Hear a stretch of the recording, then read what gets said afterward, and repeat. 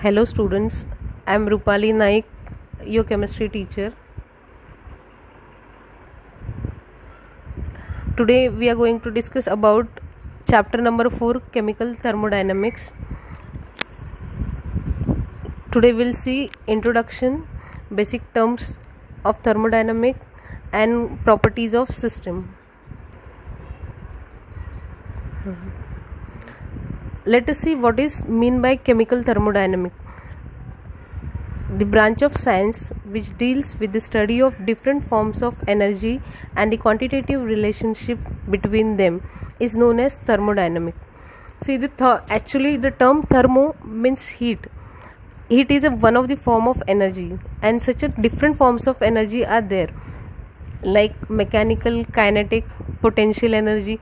All these different forms of energy, they are interconvertible, and that's why this is the dynamic nature of energy, and that we are studying under thermodynamics.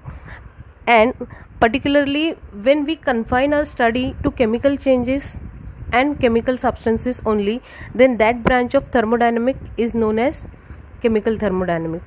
So here in this particular chapter we are studying different forms of energy in relation to the chemical reaction. That's why it is known as chemical thermodynamics. Now let us see some basic terms and concepts in thermodynamics. Basically it has three concepts: system, surrounding and boundary.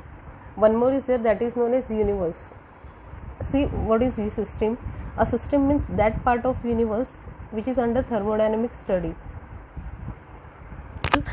A certain amount of solid, liquid or gas contained in a system. We can have a simplest example: a cup of tea which is kept in a room. That tea inside the cup is our system. Then come to the surrounding. The rest of universe or environment around the system is called surrounding.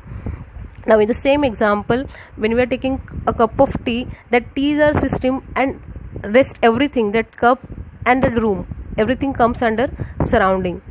Then third term we have boundary. Anything that separates the system from the surrounding is called boundary. Now just aside, you can see a diagram where system and surrounding both are separated by a dotted line, which we can tell it as a boundary. And all together, system, surrounding, both together, it becomes an universe.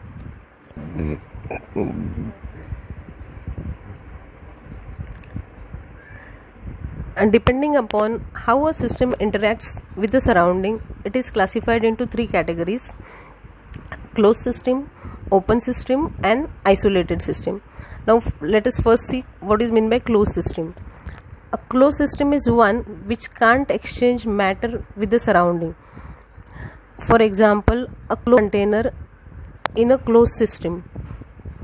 A closed container in a closed system, because no matter can enter or escape from it.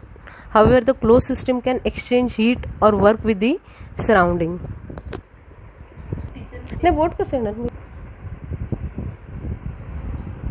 Open system. An open system is one which can exchange both matter and energy with the surrounding. Hot water contained in an open beaker is an example of open system.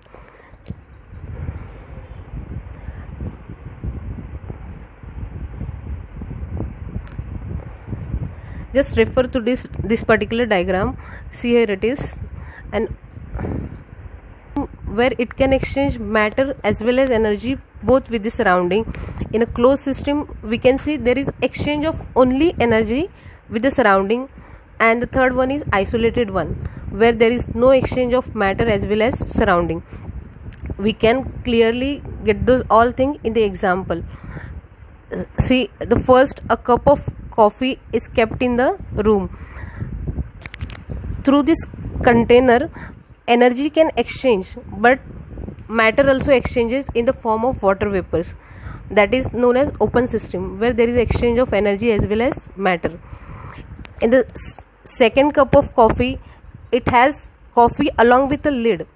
Because of that lid, water vapor can't escape in the surrounding, so there is no exchange of matter, but through the walls of container energy exchanges with surrounding. So after certain period of time, that coffee cools down. So here we can say that there is exchange of energy but no exchange of matter, and this particular system is known as closed system. In the third one, we have a thermos flask. Now this thermos flask is made of insulated material, so it won't allow that coffee or any inside, it won't allow any liquid kept inside to cool down. Because of that insulating material, there is no exchange of energy, as well as it is closed, there is no exchange of matter also, and this particular system is known as isolated system. Now as we see earlier in the diagram, the third type of system we have, that is isolated system. An isolated system is one which can exchange neither matter nor energy with the surrounding. If the boundary is closed and insulated, no interaction is possible with the surrounding. Hence, hot or cold water contained in thermos is an isolated system. Now let us see state of system and state variables. The state of system means the condition of system which described in terms of certain measurable properties such as temperature, pressure, volume, etc. of the system. If any of these properties of system changes, the system is said to be in a different state. That is, the state of system changes. That is why these properties of system are called state variables. So students, here it is, as we know commonly in thermodynamics, our system is most probably a cylinder fitted with frictionless piston containing gas, and this system is associated with certain physical properties like pressure, temperature or volume, and values of these physical properties. If that value is fixed, then we can say our system is having certain state, that system is there in particular state, and that is known as state of system. Once one of the physical property changes its values, means our system changes its states, and we can say system is moving towards the another state. So these all physical properties like temperature, pressure and volume are known as state variables. Now let's see thermodynamic properties.